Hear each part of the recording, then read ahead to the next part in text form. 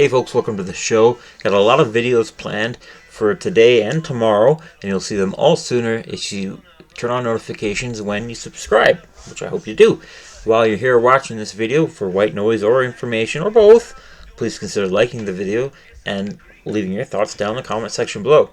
Now, first of all, there's still some reviews of round 1 to go over, but it's imperative to begin the previews for round 2, considering it's already started for some teams, and it's starting tonight between Colorado and Dallas Stars, which I think should be a good matchup, but I already have who I think is going to win.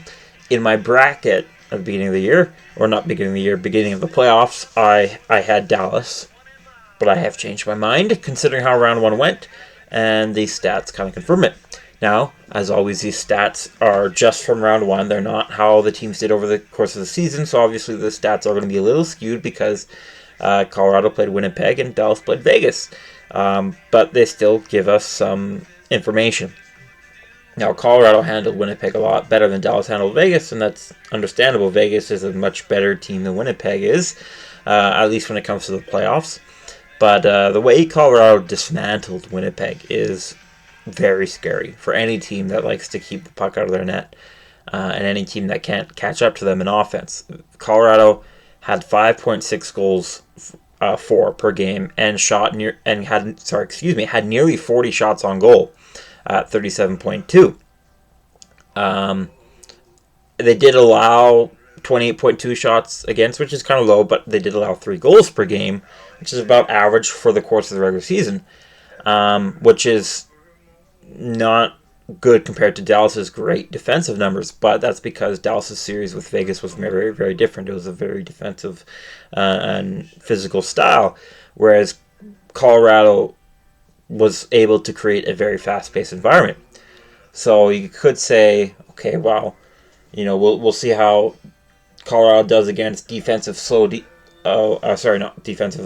defensive style, but I think it would do good because Colorado wasn't just playing another fast-paced team. They were playing the Winnipeg Jets, who had a really good defense this year, and most importantly, the best goalie in the league, Connor Hellebuyck, and they didn't make him look like it. Connor Hellebuyck was saying, hey, I felt like my best, and nobody believes him because of how Colorado, frankly, just dismantled Winnipeg's defense and had as many shots from the high-danger zones as they could. Via NHL Edge, Colorado had 11 high-danger shots per game. That's a ton. 7 for Dallas per game isn't bad at all. That's a good number, but it's not 11. It was just pure dominance. Once Colorado took control, it became a 4 straight wins for the Avs. And even getting into some of these other stats that I put up here, yeah, Dallas is a better blocking team. Colorado got manhandled in the face-off circle, so maybe Dallas can get an advantage there, but they can't take penalties. Colorado got 3.2 power plays per game in round 1 and scored 1.2 power play goals. The penalty kill was better than Dallas's penalty kill.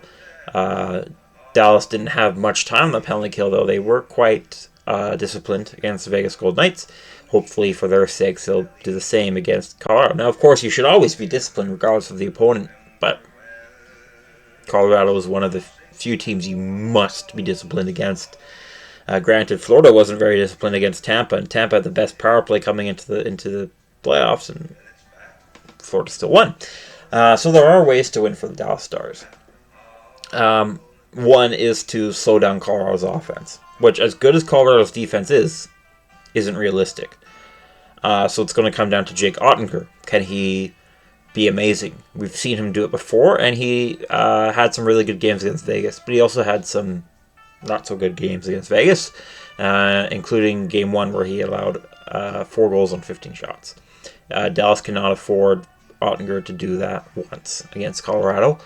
And there's a good chance it will happen against Oettinger, who hasn't had a great year this year. I like him a lot. I'm not here to thrash him or anything, but I am being honest, he hasn't had a great year. He was a below-average starter this year, according to some analytics. and he's going to have to step up. Or Dallas's defense. Again, their defense is really good. I like Heiskanen. Chris Tanev has been amazing for Dallas in round one. Thomas Harley's been blocking everything he wants. Esther Lindell's one of the best defensive defensemen in the league as well. Like, there's lots going for Dallas's defense, and their forwards are good in defensive scenarios too. But you really have to step up against this team because Dallas cannot match Colorado's offense unless Georgiev craps the bet, which he has done before.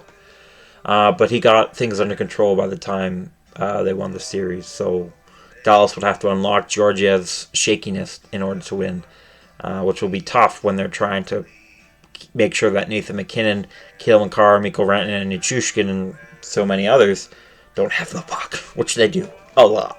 So, my prediction is what I said at the beginning. I think Colorado's going to win. I think Dallas could get 1-2 wins. Let's say Colorado in... I want to say Colorado in 5. They look really good, and that's not a dismissal of Dallas and what they can do. It's just sometimes it all comes down to the momentum, and Dallas has some momentum. Obviously, when you beat the Stanley Cup defending champions and you win in 7, the 7th game you have a lot of momentum. But they struggle to have control in the playoffs so far, and they need control against Colorado. Colorado can win in an uncontrolled game, and they like it that way. They win that way. So I think I'm going to say Colorado in 5, but there are ways for Dallas to win, to make it close, and even win the series. So we'll see what happens. I'd love to hear your thoughts down below, and stay tuned for more previews and reviews and awards talk. There's so much to talk about that I'm trying to pump out in the next few days while I got time, and I hope you're here for all of it. In the meantime, hope you have a great time wherever you're at, and I'll see you in the next one, hopefully.